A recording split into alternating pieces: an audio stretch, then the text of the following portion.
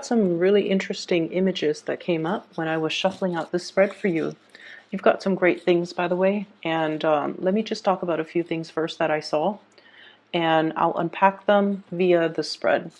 Um, I also have an announcement to make. Let me start with that first. I don't usually make announcements, especially because I know that people are here for the reading, but I am no longer giving out private readings. If you are interested in a private reading, I do have a colleague who is a psychic that I trust wholeheartedly.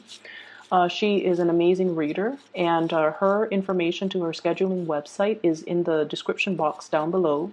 So if you're interested in a reading, if you're looking for some type of spiritual guidance, please reach out to her. And her scheduling website is very user friendly. It's easy to use, and it's very it's a speedy process. Okay, so if that's something that you want to do, please do reach out. So the information is in the description box below. You can click on the link and it'll take you to her scheduling website where you can enter your information, and it's checkout is via PayPal. It's very easy to use. Okay, so I encourage you to get a reading with her. She's very phenomenal. So when I was shuffling out the spread for you, what I saw was I see this tunnel. It's underground, and it's a long tunnel, but there is this really beautiful pinkish white light at the end of the tunnel. And I see this puppy. He's a black he's a black puppy with some white spots on him. He's wagging his tail and he's happily walking through this tunnel because he sees the light on the other side. Now, animals have amazing instincts, and I know this is a puppy and he's, finding his way. But as he's moving closer and closer to the light, what's at the end of the tunnel is I see a big like doggy bag of food, and it's spilled over. So it's like, spilled over on the ground. So of course he's going to get some food. And then I also feel like there are these, it's almost like walking into, and I feel like, initially when it's like the light at the end of the tunnel, you think it's going to be lit up with fluorescent light. But what's really lighting things at the end of that tunnel is like gold coins. Medallion gold coins, things that are shiny and shimmery and glittery, and that's what's creating all that light. So the dog is definitely in the right place. He has no use for the coins and the money and the gold, but somebody can get it to it's almost like the dog is the pioneer and he's discovering these things. So whoever walks in his footstep is going to come across this treasure. Okay, so it's a very beautiful imagery, and I feel like his if he's hungry, his needs are going to be met. If he is looking for work, that's going to be coming into the picture as well. If he's looking for resources, it's going to be there. So I definitely feel like you're verging on the end of a cycle where you're going to be able to get all your needs met. So that's the first image. The second image that I feel here is I keep seeing this cartoon looking fairy. And I don't know the movie. I think it might have been Sleeping Beauty, where the fairy godmothers, there are three of them, I believe, and they're kind of pudgy. They're a little bit on the heavier side. So I see this pudgy fairy, and she has like really small wings, and the wings are like flapping. And she's holding this wand, and she's smiling, so she seems like very benevolent.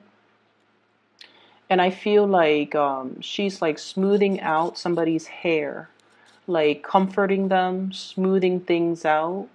Making a situation better, ironing things out, and just overall, there's this really strong energy of spiritual, ancestral protection coming through for you. Okay, so whatever it is, you don't need to fear it. You need to be kind of like be able to trust your intuition and trust your instinct, kind of like this puppy. Okay, to walk into the unknown. To walk into the unknown without armor, without any way to defend yourself, and to trust that you're walking in the right direction, because there's going to be food at the end of the tunnel. So that's what I saw. And I remember when I did the reading for you at the very beginning of the month, you guys have embarked on a journey and you're waiting for a situation. And I mentioned you were trying to flap your wings, trying to get to your destination, right? And it feels like it feels like it's very difficult, and it feels very labor intensive, and it just feels like you're tired, like you need a rest, like you just want to land and just stay where you're at and not have to move. So I feel like energetically there might be some drainage. There might be a situation where you're feeling a little bit tired, a little bit under the weather, a little bit just vitality is very low. This could be with somebody that you're dealing with. If you're taking care of elderly parents, if you're taking care of people in your midst, there's somebody here that is very stubborn. They know what they have to do and they know what's good for them, but they're refusing to partake in activities or taking their medicine or doing things that would actually be beneficial. Like I see somebody who's cooped up in the home for a very long time, and I see them. I see you trying to, get them to move. Okay, so like, do you want to go on a hike? You need some fresh air. Let's go on a hike. And they're like, no, no, no. I'm okay where I'm at right now. And you're trying to tell them, hey, why don't we take a trip so that you can get your mind off things? They're like, no, no, no, I'm okay here. And so I feel like you're having difficulty trying to get somebody out of the house. And I feel like for some of you elderly parents, for others, it's somebody that is lacking in vitality and they don't want to do these physical activities.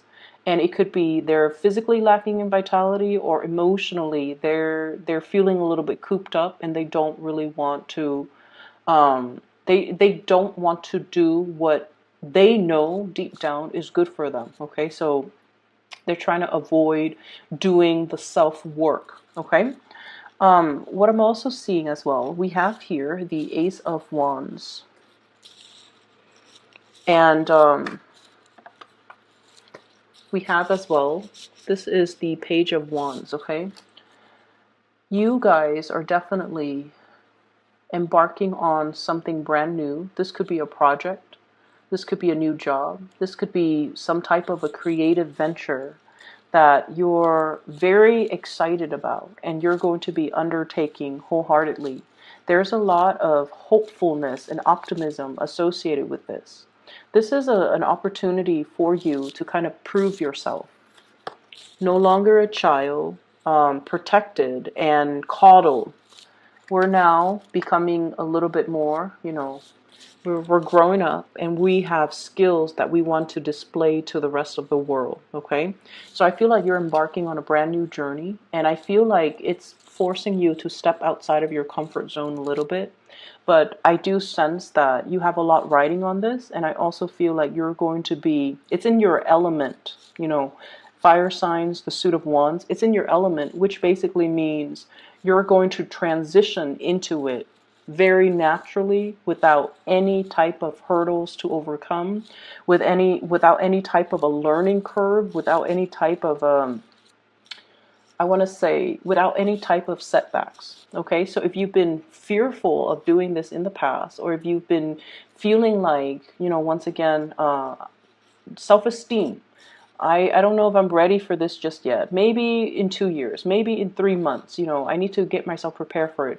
If for whatever reason you've been holding back, and now you feel like, I'm going to do this and I feel like it's the right time and I'm going to embark on it wholeheartedly and I'm going to show my skills. So I definitely feel the learning curve is not going to be a problem for you. There isn't a learning curve. It seems to me like it's more like a straight path, okay? And we also have as well the straight shooter. This is communication, contact, a lot of exchanges over wide distances. So I definitely feel a lot of communication, a lot of interaction back and forth via electronic communication, emails, text messages. What I'm seeing as well, I see many of you are keeping in contact with a lot of people, okay, going back and forth. And I do see as well, I don't know why there's this mirroring energy here, but I feel like there's a lot of going back and forth, a lot of communication, a lot of long distance communication. And so make sure, and I do see geographical distance as well, but it's going to hit the mark. Okay, so this is a card that traditionally facilitates travel and movement and communication in general. The way that it's coming out, they're saying that you're going to hit the mark, so the distance is not really going to matter. Things are going to be arriving very, very smoothly and transition very smoothly for you. So you don't have to worry. And there's still, okay, the mirroring energy makes sense now. There's some type of a spiritual protection. I mentioned before the ancestral protection, and it's almost like whatever hits this mirror is going to bounce back. Okay, so if it's malintention, it's going to be sent back or boomerang back to the sender. So if you've been dealing with any situation where you feel like you have to shield yourself, or if you have to kind of keep your opponents at bay or try to keep the negativity, away from you, I feel that there is going to be some reprieve from that, and especially there's going to be some type of divine protection where it's going to bounce back that energy and it's not going to energetically affect you. So there's a lot of protection coming through from this spread. I feel like in a mundane sense, for example, if you have a deadline and for whatever for whatever reason, if you fail to miss the deadline, for example, I feel like the divine protection can come in a way where the deadline is pushed back because so and so that was supposed to be there to review the final product happens to be sick, so you have like that extra day to get things done. So it's like buying time. Somebody is stepping in, and it's divine protection that is going to allow you to extend a deadline to a later date that's more to your liking. Okay, and I also sense as well if there has been like some type of mistakes that you have made in the work environment, something minor, like a typo, like if you're publishing like a manual and there's a typo and it's going to be, or on a PowerPoint presentation and you're going to be in front of the entire work crew giving this PowerPoint presentation and there's like a glaring typo. I feel like there might be some technology malfunction, no one sees it, and then there's an element about saving face. Okay, so I feel like you have some people behind the scenes working to kind of buffer you against whatever negativity, against whatever errors, against whatever typos and things like that. So you do have some really good things, and I feel for whatever reason, whenever I see the spiritual protection, I feel like they always come in because there is a reason for it. So needless to say, be very, very careful about, doing your work diligently and making sure that whatever you put forward is the best my apologies for that noise. Whatever you put forward or whatever you put out into the world, we still need to be mindful that it has to be a good or a desirable representation of us. So it doesn't alleviate us from, dashing, assignments off in the middle of the night. You still have to do your due diligence and you still have to do the work. The spiritual protection that is behind you is to facilitate that process, but it doesn't alleviate you from doing your fair share of the work. But I definitely see you're being helped and you're being coddled and you're being in a situation where you are divinely protected. Okay? What I have here is the Four of Cups and the Seven of Cups, and both the Four and the Sevens are very, very spiritual numbers. They are indicative of healing. They're indicative of, as well, healing others. Okay, the healer and the teacher is what I'm sensing here. And I do sense there's a major difference here. This is about somebody who wants to maintain their distance. Okay, they're not going to get emotionally involved in other people's problems. They say their piece and they kind of leave it alone. They don't let the emotional undertones affect their decision, or they don't get pulled into that emotional space where they're looking at things so subjectively that they're not able to see the forest for the trees. And then we also have the Seven of Cups. This is like that empathy and that sympathy, wanting to do things for another person, feeling things so deeply where we feel like we have to step in and intervene. So there is this opposition here about you needing to protect your energy and needing to not get sucked into other people's emotional flare-ups or even emotional trauma. So if you, for example, have been doing a lot for other people, if you're somebody in your work environment that is doing all the work, or that's like, you know, the go-to person when people have problems and when people are dealing with emotional crises in their life, if it keeps happening over and over and over again, you kind of have to take the stance of, you know, loving detachment, okay? Not wanting to get involved, knowing when to push things away, and knowing when to energetically not let other people's issues affect you. If it's their problem, it's their problem. As much as we want to get involved, we kind of need to preserve our energy and need to draw very clear boundaries, okay? I mentioned 2 weeks ago, there was this guilt, and I feel like it's coming into the picture. Wanting to do things for another person, or feeling like telling yourself, oh, I can't do this because of A, B, C. And usually those A, B, C reasons are linked up with another person that you feel this sense of indebtedness to. So I don't know, for some of you, I feel like somebody helped pave the way for you. Somebody provided something so that you could do something else. And I feel like there's a sense of guilt, there's a sense of indebtedness. And I feel like it doesn't have to be that way. So you kind of need to draw back your energy and to also learn to, it's almost like, yes, they built the foundation. You know, the fours are about the foundation. Yes, they built that foundation. But without your skills, without your diligence, without your hard work, you couldn't resurrect anything from that foundation. So they built the foundation, but it was your hard work that created everything else that came after. So you have to give yourself that credit and not feel that sense of indebtedness to another person. So I feel like there's something here where you are underestimating your capabilities or underestimating your strength, okay? I'm seeing as well, we have here shining away from the sunlight and the spotlight. So this is the Five of Wands.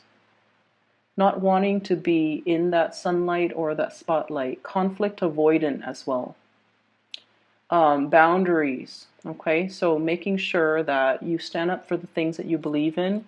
And this is something that I feel strange saying to an Aries, because you guys are very militant about defending your beliefs. You guys are quite aggressive when it comes to, you know, giving somebody your 2 cents. You know, you do get upset, you blow up, and then you get over it. But there is a situation here. The fives indicate opposition. It doesn't have to be nasty or drawn out, or, you know, it can just be a situation where we do not see eye to eye with another person.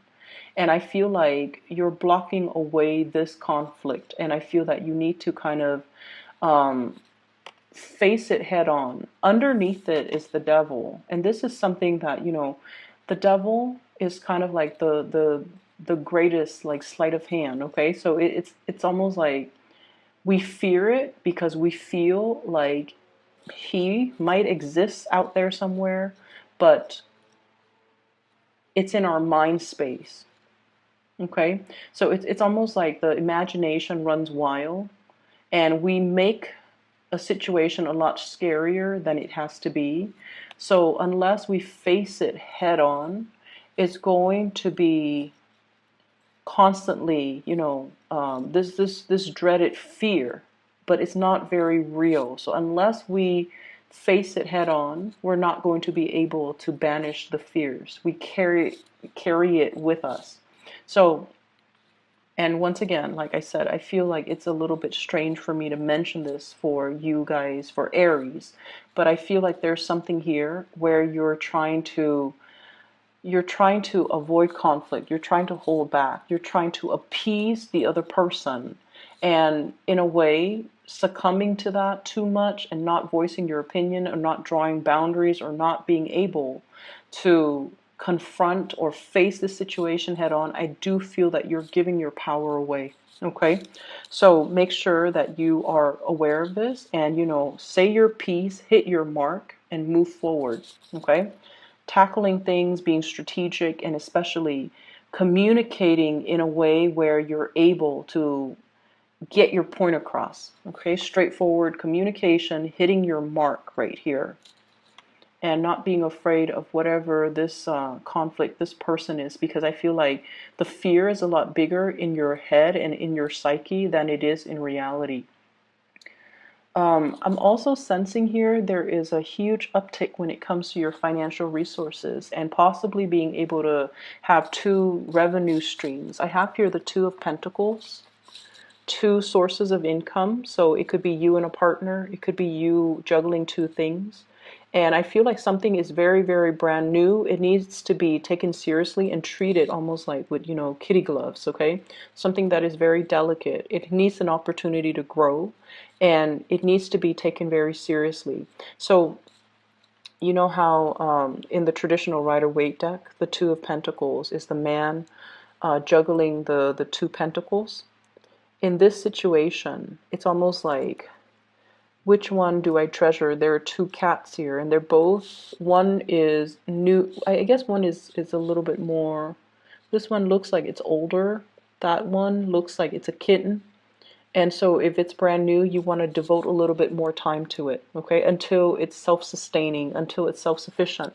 So this is pretty much telling you not so much to multitask, but to do something, whatever that's newer, whatever that you need to kind of like get off the ground in a very foundational way. Establish that foundation first before you devote more time to what the existing thing. Okay, so treat things that are new, that are emerging, with a little bit more care and a little bit more attention, because it's new, and so it requires a lot more work. Okay, so the initial work that you put in, it's going to pan out. Just be very diligent, be very patient with it, and especially give it that care and that attention until it's able to progress on its own.